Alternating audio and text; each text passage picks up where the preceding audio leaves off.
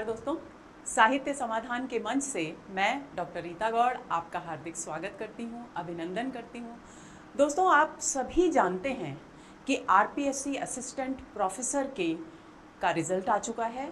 बहुत सारे बच्चों के मैसेजेस मिल चुके हैं कि मैम आपके साहित्य समाधान के मार्गदर्शन से हमारा चयन हो गया है, हमने परीक्षा उत्तीर्ण कर ली है, हमारा साक्षात्कार के लिए चयन हो गया है, तो कृपया साक्षात्कार का मार्गदर्शन करें।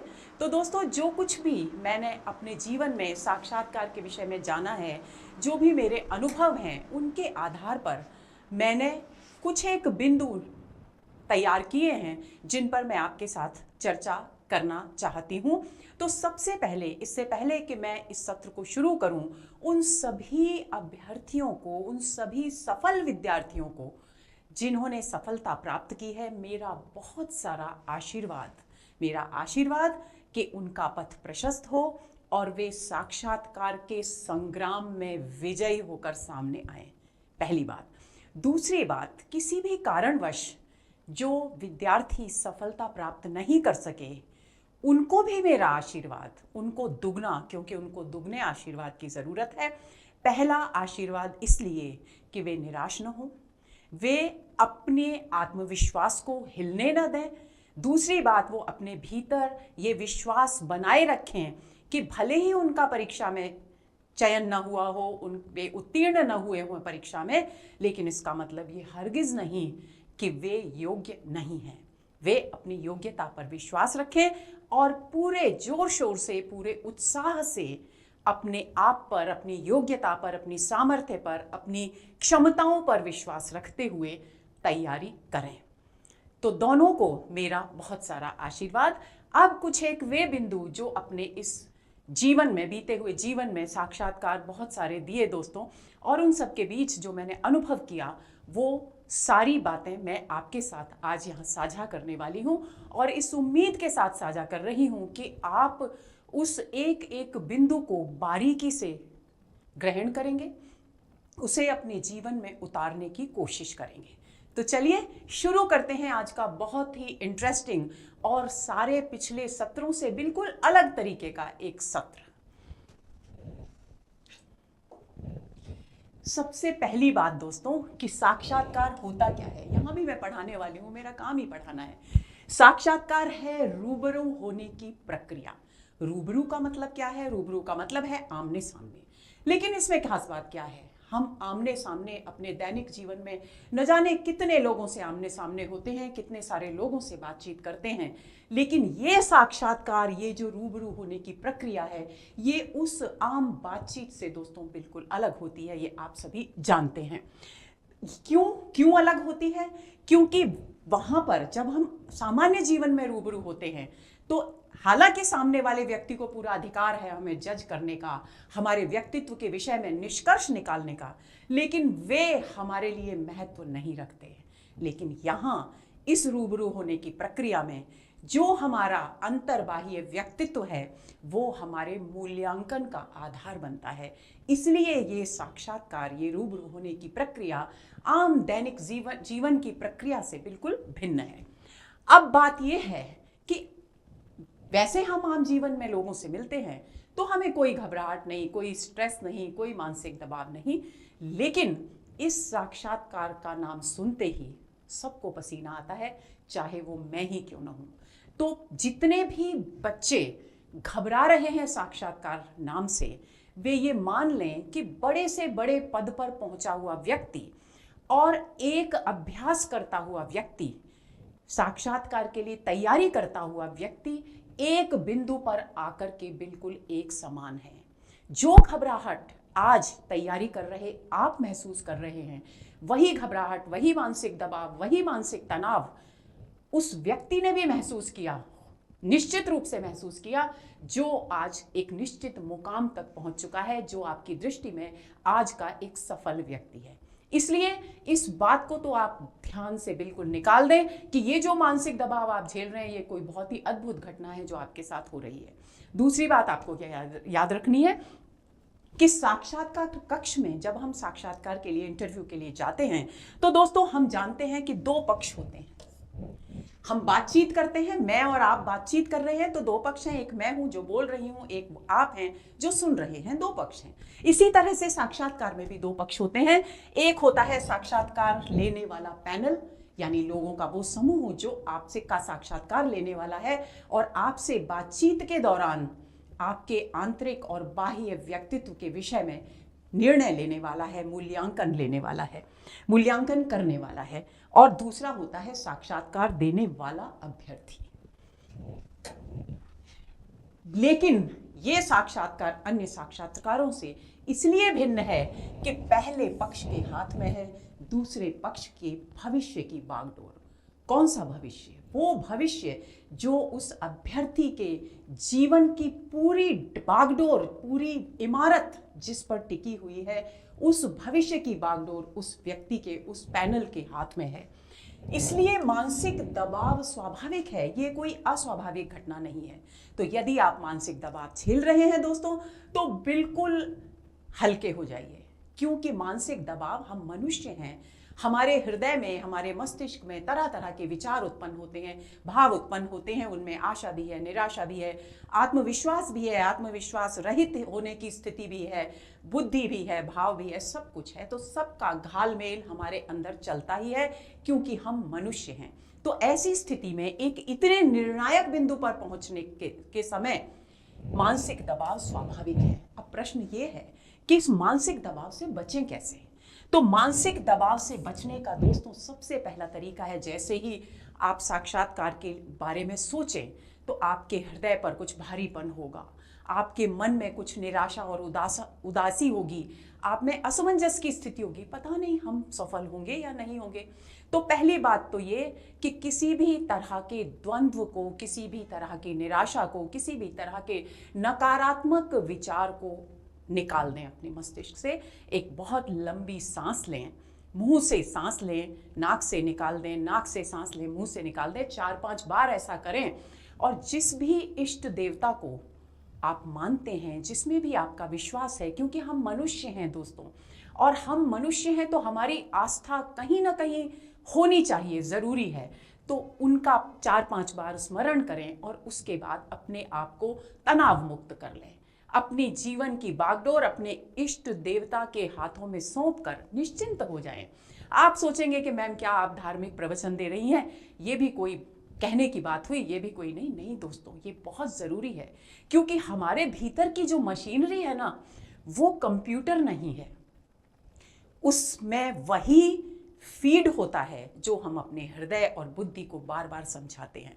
तो हमें ये समझाने की ज़रूरत है कि हम उसी आत्मा, उसी परम तत्व के अंश हैं जो हमारे भीतर है। और जब हम ऐसा सोचेंगे, ऐसा विश्वास अपने आप को दिलाएंगे, तो नकारात्मकता हमारे हृदय से बिल्कुल निकल जाएगी, जिसका निकलना सबसे पहली ज़रूरत है। तो नो एंट्री नकारात्मकता, नकारात्मकता के लिए प्रवेश निषेध है, ठीक है। तो आप अपने आप को तनाव मुक्त रखें, सकारात्मक रहें। सकारात्मक कैसे रहेंगे? याद दिलाएं आप कि अब आप साक्षात्कार के उस चरम बिंदु तक पहुंच चुके हैं, बहुत सारे पड़ाव पार कर लिए, अब ये आपके करियर की अंतिम सोपान है जहां पर आप पहुंच चुके हैं, यानी योग्यता आप में है। तो अगर योग्यता ना होती तो आप इस बिंदु तक पहुंचते ही नहीं। तो इस बात को याद रखें, बार बार अपने आप को याद दिलाएं और सकारात्मक रहें। और जब आप ये सकारात्मकता अर्जित कर लेंगे, जब आपका मानसिक संतुलन स्थापित हो जाएगा, घबराहट और निराशा, नकारात्मकता दूर हो जाएगी, तब आप अपना ध्यान केंद्रित करें कि आपको साक्षात्कार की तैयारी कैसे करनी है। तो सबसे पहले ये सब करने के बाद साक्षात्कार की व्यवस्थित तैयारी की तरफ अपना ध्यान केंद्रित करें। अब क्या क्या करना है? साक्षात्कार की तैयारी के 5 पहलू हैं दोस्तों। उन 5 पहलुओं पर हमें ध्यान देना है। पहली बात, हमें अपने प्रमाण पत्रों को एक जगह इकट्ठा व्यवस्थित करना है। दूसरी बात, हमें अपने बाहरी व्यक्तित्व का, वेशभूषा, चाल चलन, बोलचाल, इन सब पर ध्यान देना है। तीसरी बात, आंतरिक व्यक्तित्व पर ध्यान देना है, यानी हम अपनी बात को बहुत प्रभावशाली ढंग से कह पाएं, हमारा दृष्टिकोण कैसा है, हमारे व्यक्तित्व की सबलताएं क्या हैं, दुर्बलताएं क्या हैं, आत्मविश्लेषण करें। उसके बाद विषयगत ज्ञान जो आपके पास पहले से ही है उस पर अपनी पकड़ को और मजबूत करें ताकि आपका आत्मविश्वास डगमगाए नहीं। और फिर शिक्षण कौशल, क्योंकि आप जिस पद के लिए साक्षात्कार देने जा रहे हैं दोस्तों, वो एक शिक्षक का पद है, और वो भी असिस्टेंट प्रोफेसर यानी कॉलेज के स्तर के शिक्षक का पद, जो कि अपने आप में बहुत ही महत्वपूर्ण पद है। आप इस पद पर जाने के बाद बहुत सारे दायित्वों का सामना करने वाले हैं, तो अपने आप को उसके लिए तैयार, मानसिक रूप से तैयार करें। इसके बाद साक्षात कुछ एक बिंदु है दोस्तों जो मैंने अनुभव किया कि साक्षात्कार के से पहले आपके ध्यान में ये बातें रहनी चाहिए। तो अपने प्रमाण पत्रों की एक व्यवस्थित और क्रमबद्ध फाइल बना लें, साफ सुथरी। वैसे कई बार इसकी आवश्यकता नहीं भी पड़ती, आपसे कोई प्रमाण पत्र नहीं मांगा जाता, लेकिन यदि मांग लिया जाए तो आपका इतना क्रमबद्ध फाइल आपकी होनी चाहिए कि आप जल्दी से, बिना घबराहट के, बिना हाथ पैर कांपे, आप अपना वो प्रमाण पत्र निकाल कर दे दें। इतनी हड़बड़ी भी ना हो कि आप गलत प्रमाण पत्र दे दें। यहीं पर आपके व्यक्तित्व की जांच हो जाएगी कि आप में आत्मविश्वास की कमी है। इसलिए इस बात को के लिए अपने आप को तैयार रखना है। फाइल कैसे बनानी है? फाइल ऐसे बनानी है कि सन के हिसाब से सबसे बाद में आपने जो परीक्षा, जो भी कार्य किए हैं उनको सबसे ऊपर रखना है और बाद में क्रम से रखना है। उसके बाद आपको रखने इस तरीके से हैं कि आपको निकालने में बहुत ज़्यादा उलझन और बहुत ज़्यादा समय नष्ट न करना पड़े। इस तरह की फाइल की व्यवस्था आप करें।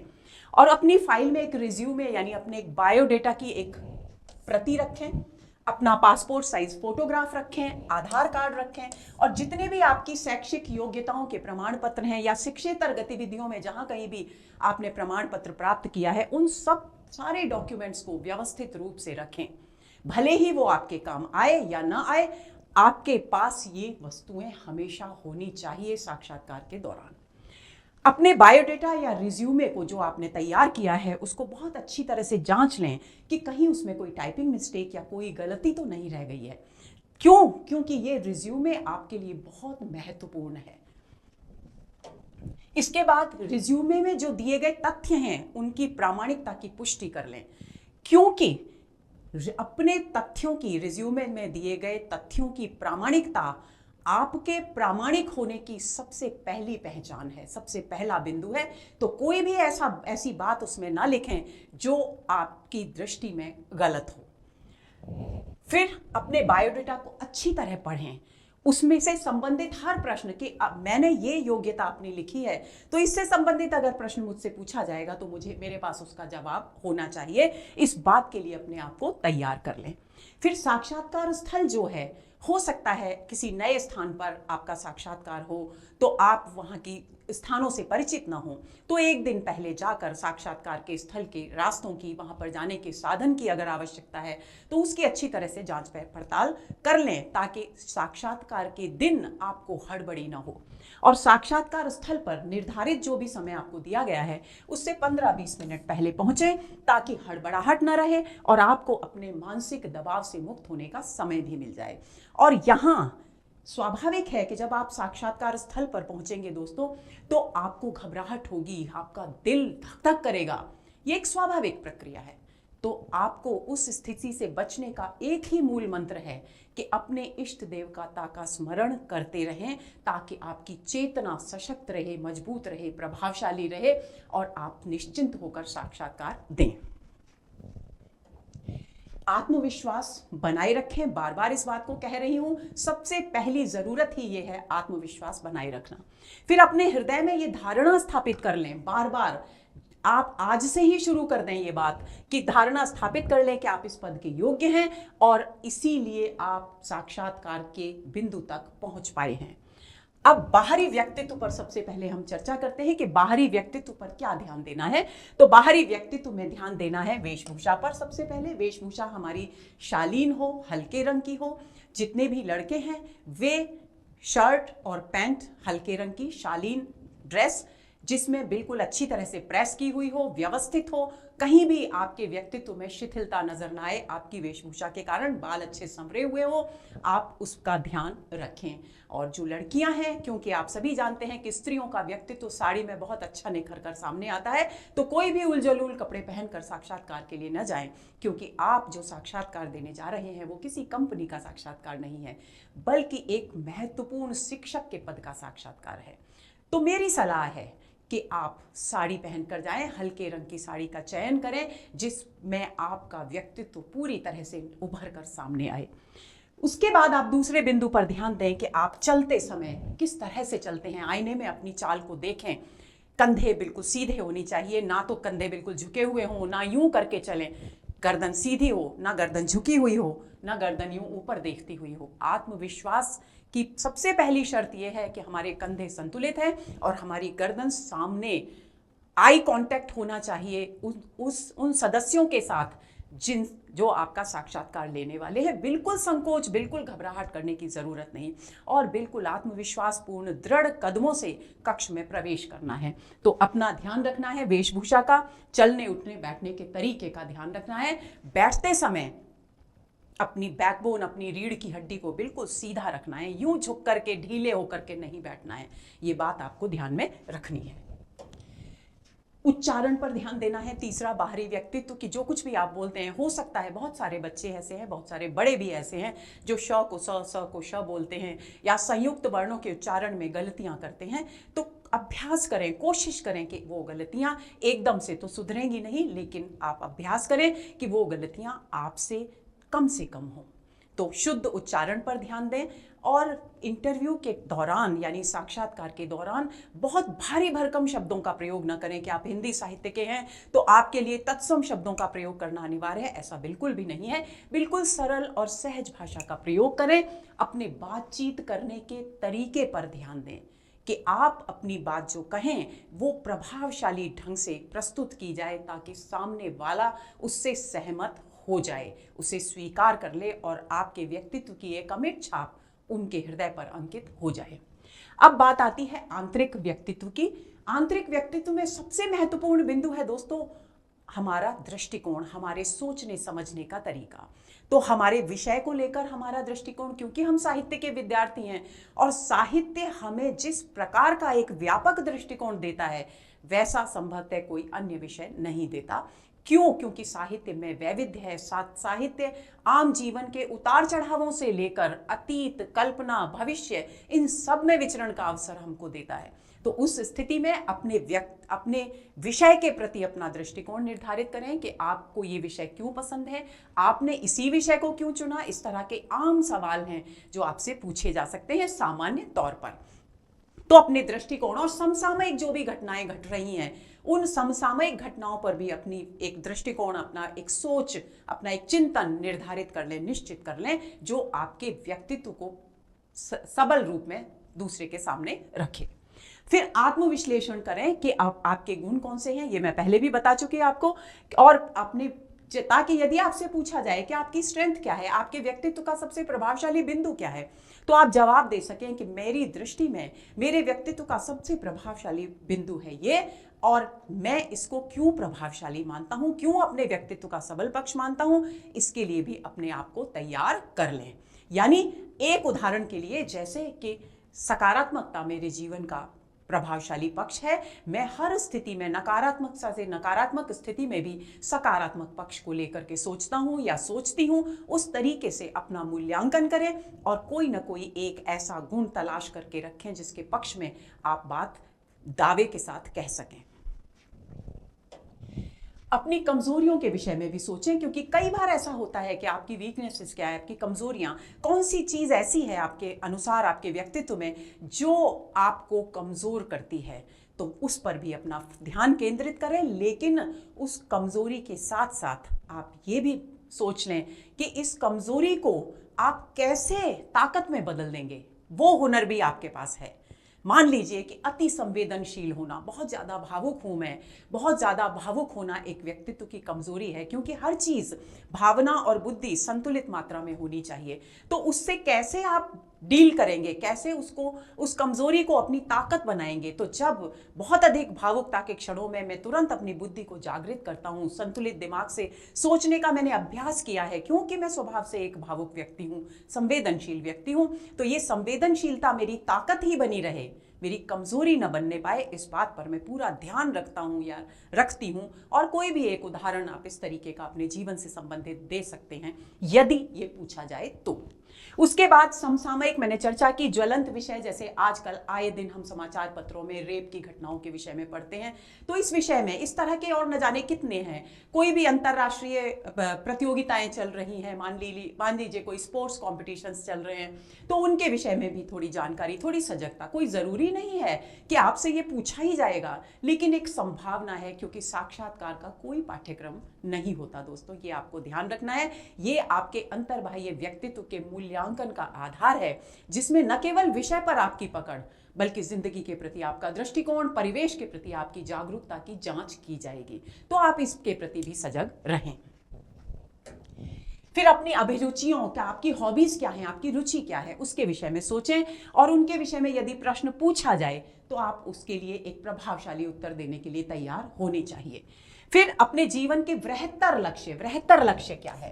केवल एक असिस्टेंट प्रोफेसर का पद आपका लक्ष्य, वृहत्तर लक्ष्य नहीं है, बल्कि उस असिस्टेंट प्रोफेसर के पद को प्राप्त करने के बाद आप क्या कुछ बड़ा सोचते हैं, अपनी शैक्षणिक योग्यताओं को उपयुक्त करने के लिए, समाज को देने के लिए, उस बिंदु पर सोच कर रखें, ताकि यदि पूछा जाए तो आप जवाब दे सकें।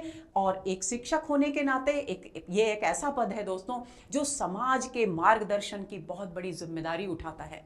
तो यदि आप उस दृष्टि से सकारात्मकता से सोच पाएंगे तो बहुत अच्छा होगा और आपका भविष्य निश्चित रूप से उज्जवल होगा। जो नई शिक्षा नीति आई है दोस्तों, उस पर भी, उसके प्रमुख बिंदुओं को एक बार देख लें, उस पर अपनी सोच, क्यों हो सकता है शिक्षा से संबंधित पद है तो उसके पक्ष और विपक्ष पर आपसे चर्चा की जाए, तो आप उसके विषय में अपने दृष्टिकोण को निर्धारित कर लें। अब विषय की तैयारी की बात आती है। विषय की तैयारी में अपने मन में सबसे पहले ये दृढ़ विश्वास रखें, बार बार दोहरा रही हूं, कि आप विषय की अच्छी जानकारी रखते हैं, इसीलिए आप यहां तक पहुंचे हैं। लेकिन कॉन्फिडेंस अच्छी बात है, आत्मविश्वास अच्छी बात है, ओवर कॉन्फिडेंस घातक है। अति आत्मविश्वास नहीं होना चाहिए, क्योंकि वो आपके व्यक्तित्व की नकारात्मकता को सामने वाले के सामने उजागर करेगा। तो ओवर कॉन्फिडेंस से बचें। विषय को लेकर तनाव मुक्त रहें और दोहरान कर लें। अपने विषय में आप, इतना विशाल साहित्य है दोस्तों, उसमें से कौन सा बिंदु ऐसा है, कौन सा टॉपिक ऐसा है, कौन सा पक्ष ऐसा है जो आपको बहुत आनंद देता है, आपका मन जिसमें रमता है, उसका चुनाव करके रखें। क्योंकि यदि आपको डेमो क्लास के लिए कहा जाए तो आप उसी विषय का चयन करें। या कई बार ऐसा भी होता है दोस्तों, मेरे साथ कई बार हुआ है कि साक्षात्कार में ये पूछा जाता है कि आपकी रुचि का विषय कौन सा है। तो रुचि का विषय का मतलब साहित्य में ही कौन सा बिंदु आपके लिए आदिकाल, मध्यकाल, उदाहरण के लिए रीतिकाल अच्छा है, या भक्तिकाल आपको अच्छा लगता है, या आधुनिक कविता अच्छी लगती है, या गद्य अच्छा लगता है, इस तरह की बात आपसे पूछी जा सकती है। या कोई भी आपकी प्रिय रचना कौन सी है, ये भी पूछा जा सकता है। तो जो भी प्रिय रचना या जो भी प्रिय विषय आप बताएं, उसके विषय, उस पर आपकी पकड़ मजबूत होनी चाहिए। इसके बाद यदि आप में से बहुत सारे लोग ऐसे भी होंगे दोस्तों जो पीएचडी कर रहे होंगे, तो यदि पीएचडी कर रहे हैं या कर चुके हैं तो अपने पीएचडी का जो टॉपिक है, जो विषय है शोध का, उसको हृदयंगम कर लें। उसके आपने क्यों ये विषय लिया, तो आपके पास उत्तर होना चाहिए कि उसके सामाजिक महत्व क्या है, उसकी सामाजिक उपादेयता यानी महत्व, उस विषय का सामाजिक महत्व क्या है, साहित्यिक महत्व क्या है, ये आपको पता होना चाहिए। और क्या कारण था कि आपने वो विषय लिया, ये भी आपको पता होना चाहिए। इन सब प्रश्नों पर आपके उत्तर आप अपने मन में तैयार करके रखें। फिर यदि आपके पास आपके कई शोध पत्र प्रकाशित हो चुके हैं तो उन शोध पत्रों को एक बार दोहरा रहे, देख लें कि आपने कौन कौन सी बातें वहाँ, कौन कौन सा विचार वहाँ अभिव्यक्त किया है, किस किस विषय पर लिखे हैं, और ताकि यदि उनमें से किसी पर चर्चा की जाए तो आप उनका जवाब दे सकें, उन पर चर्चा कर सकें। इसके बाद विषय से संबंधित जब जितना भी सवाल, चाहे वो पीएचडी से संबंधित हो, चाहे वो शोध पत्र से संबंधित हो, चाहे वो अपने रुचि के विषय से संबंधित हो, विषय से संबंधित जो भी सवाल पूछे जाएं उन सब में तालमेल और सामंजस्य का ध्यान रखना बहुत जरूरी है। एक स्थान पर आप कुछ और कह रहे हैं और दूसरे स्थान पर कुछ और कह रहे हैं, ऐसा बिल्कुल भी ना करें, क्योंकि ये आपका नकारात्मक पक्ष उजागर करेगा। अब बात आती है शिक्षण कौशल की, क्योंकि कई बार ऐसा होता है दोस्तों कि डेमो क्लास के लिए भी बोला जाता है, कहा जाता है। एक बार पिताश्री आरपीएससी में इंटरव्यू लेने के लिए गए थे और उन्होंने डेमो क्लास ली थी, मुझे याद आ गया, इसलिए मैंने इस बिंदु को यहाँ शामिल किया। तो शिक्षण कौशल के लिए आप अपना कोई भी एक टॉपिक पढ़ाने के लिए तैयार रख लें, और उस टॉपिक को पढ़ाने के लिए आपके पास एक पूरी तरकीब, तकनीक होनी चाहिए कि मैं इस तरीके से उसको पढ़ाऊंगा प्रभावशाली ढंग से। पढ़ाने के लिए एक विषय तैयार कर लें और बोर्ड पर, जब पढ़ाना बोर्ड हो अगर वहां, तो बोर्ड पर सबसे पहले दिनांक लिखें, फिर जो विषय आप पढ़ाने वाले हैं वो लिखें, फिर उसके बाद उस विषय से संबंधित कुछ महत्वपूर्ण बिंदु लिखें, और फिर आप बोर्ड पर भी काम करें और जो साक्षात्कार लेने वाला पैनल है उससे आई कांटेक्ट बनाए रखें। आपको उस वक्त ये भूल जाना है कि ये आपके साक्षात्कार लेने वाले व्यक्ति हैं, लेकिन आपको क्या ध्यान रखना है कि ये आपके विद्यार्थी हैं, और ये सोचकर आप बिल्कुल उसी तरीके से, उसी रिदम में, उसी लय में पढ़ाएं जैसे आप कक्षा में पढ़ाने वाले हैं। तो वो आपको ध्यान में रखना है। फिर आत्मविश्वास दृढ़ होना चाहिए, कहीं भी आप हकलाए नहीं, आपकी आवाज लड़खड़ाए नहीं, आपके कदम डगमगाए नहीं, और अभिव्यक्ति स्पष्ट हो, सरल से सरल भाषा में विषय को स्पष्ट करने की कोशिश करें। हर बिंदु को पूरी तरह स्पष्ट करें। छोटा सा टॉपिक लें जिसको आप अच्छी तरह से 1.5-2 मिनट या 3 मिनट ज्यादा से ज्यादा आप अच्छी तरह पढ़ा सकें। अब साक्षात्कार कक्ष में किन किन बातों का ध्यान रखना है, यह भी बिंदु बहुत महत्वपूर्ण है। सबसे पहली बात, साक्षात्कार कक्ष में जब आपका नंबर पुकारा जाए, नाम पुकारा जाए, तो विनम्रता पूर्वक अनुमति लेकर, धड़धड़ाते हुए दरवाजा खोलकर भटाक दरवाजा बंद करके नहीं घुसना है। इत्मीनान से दरवाजा खोलें, वहां खड़े रहें, अनुमति लें, क्या मैं अंदर आ सकता हूं, या मे आई कम इन सर, कुछ भी कहें जो भी आपको उचित लगे, और प्रवेश लेकर जब आपको अनुमति मिल जाए तो आप प्रवेश करें और चाल वहां तक, कुर्सी तक जाने की, दरवाजे से और कुर्सी तक का जो बीच का समय है उसमें आपके कंधे सीधे, गर्दन सीधी होनी चाहिए। बिल्कुल भी घबराहट और झुका हुआपन, शिथिलता व्यक्तित्व में दिखाई नहीं देनी चाहिए। चाल में आत्मविश्वास और दृढ़ता बनाए रखें।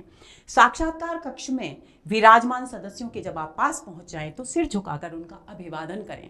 उसके बाद इंतजार करें, जब आपसे बैठने के लिए कहा जाए तब आप अपना स्थान ग्रहण करें, और कुर्सी खिसकाने की अगर जरूरत हो तो बिल्कुल भद्दे तरीके से आवाज करते हुए फर्श पर कुर्सी ना खिसकाएं, धीरे से कुर्सी उठाकर पीछे करें, बैठें, अपनी रीढ़ की हड्डी को बैठते समय बिल्कुल सीधा रखें, और इसी तरीके से उठते समय भी कुर्सी को आराम से खिसकाएं, ताकि अभद्रता कहीं भी दिखाई न दे। आपका शालीन व्यक्तित्व की छाप इंटरव्यू पैनल पर पड़नी चाहिए। धैर्य को बनाए रखें। बैठने के बाद धन्यवाद ज्ञापित, जैसे ही आपसे बैठने के लिए कहा जाए आप कुर्सी ग्रहण करेंगे, उसके बाद आप थैंक यू सर या धन्यवाद सर कुछ भी कहेंगे, तो धन्यवाद ज्ञापित करना ना भूलें। जितना पूछा जाए, जो प्रश्न पूछा गया उसका उतना ही जवाब दें। व्यर्थ ज्ञान का प्रदर्शन करने से बचें और बातों को बढ़ा चढ़ाकर ना कहें।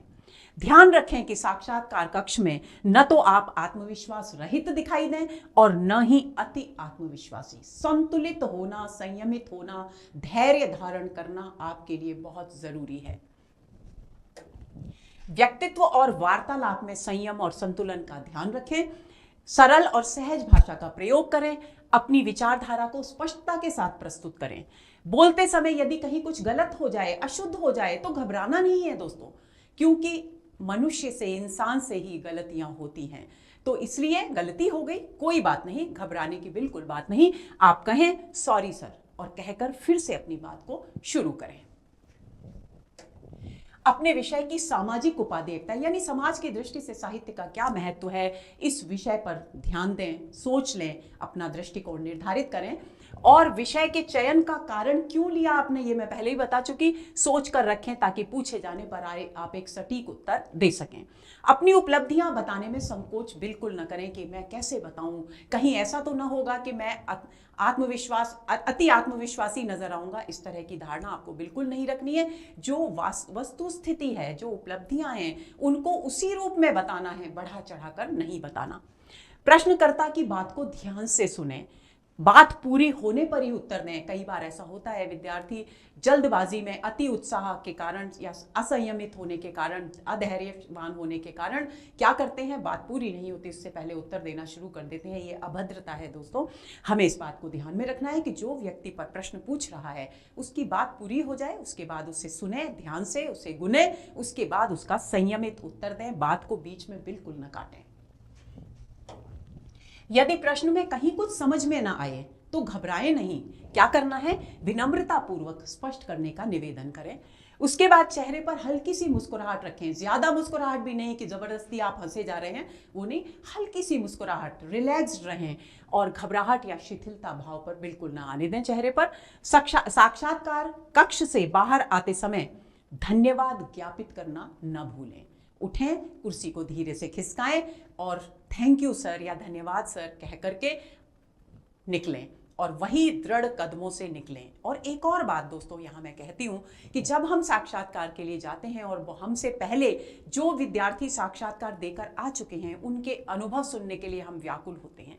यदि उन अनुभवों में आपको नकारात्मक बात सुनाई दे तो आप अपने आत्मविश्वास को गिरने न दें, क्योंकि जरूरी नहीं कि उसके लिए नकारात्मक है वो आपके लिए भी नकारात्मक हो। आपको उन बातचीतों के दौरान केवल सकारात्मक पक्ष को ग्रहण करना है, बाकी नकारात्मक चीजों को अपने हृदय तक पहुंचने ही नहीं देना है।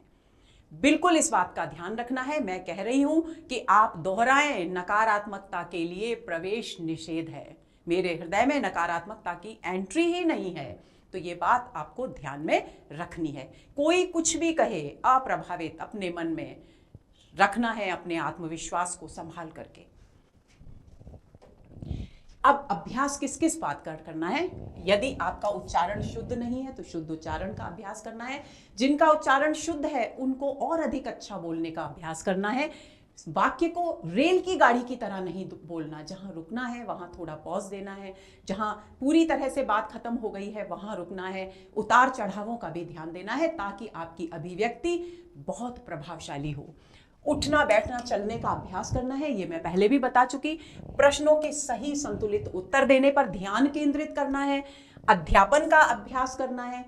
और यदि संभव हो, आपका कोई मित्र हो जिस पर आप भरपूर विश्वास करते हो, या आपके घर में आपके बड़े भाई बहन आदि हों, या आपके माता पिता यदि इसमें सहयोग कर सकें, तो आप अपने प्रश्न तैयार कर लें या उनसे कहें कि वो आपसे पूछें। आप इंटरव्यू की तैयारी इस तरीके से अभ्यास भी कर सकते हैं। लेकिन किसी ऐसे व्यक्ति के साथ अभ्यास न करें जो केवल और केवल बाल की खाल निकालता हो या आपको नकारात्मकता दे। इस बात से बचें। तो दोस्तों ये हुआ हमारा आज का सत्र और उम्मीद करती हूं कि ये सत्र आपके लिए बहुत उपयोगी साबित होने वाला है। हाँ, एक बात और कहना मैं भूल गई कि देखिए, साक्षात्कार हमारे चरम संघर्ष का बिंदु है। आप अच्छी तरह जानते हैं, अर्जुन के लिए महाभारत का युद्ध संघर्ष का चरम बिंदु था, लेकिन उन्होंने धैर्य खोया, कायरता उनको भी हुई, अवसाद उनको भी हुआ, लेकिन उनके साथ कौन थे? वासुदेव कृष्ण थे। उसी तरह से आपके साथ आपकी चेतना, आपका परमात्मा, आपका इष्ट देव हर क्षण मौजूद है। अपने आप को अर्जुन समझें और दृष्टि अपने लक्ष्य पर केंद्रित करें। नकारात्मकता को दूर छोड़ दें और सकारात्मकता को अपने हृदय में स्थान दें। और ध्यान रखें, अर्जुन जैसा महारथी भी संघर्ष के चरम क्षणों में अवसादग्रस्त हुए थे। तो यदि आपको थोड़ी बहुत निराशा घेर रही है तो ये कोई अनहोनी बात नहीं है। जो जितना बड़ा संघर्ष करेगा उतनी ही नकारात्मकता उस पर हावी होने की कोशिश करेगी, क्योंकि ये सृष्टि का नियम है दोस्तों कि अच्छे बुरे, आशा निराशा, नकारात्मकता सकारात्मकता के बीच द्वंद्व चलता ही रहता है। और हमारी बुद्धिमानी, हमारा व्यक्तित्व का संतुलन इसी बात में है कि इस द्वंद्व के बीच से हम कितनी कुशलता से राह निकालकर अपने उस चरम लक्ष्य को प्राप्त कर लें। तो आप विजयी हों, सफलता आपके कदम चूमे। इसी आशीर्वाद के साथ आज का सत्र समाप्त करती हूँ। अगले सत्र का बेचैनी से इंतजार कीजिए। नमस्कार।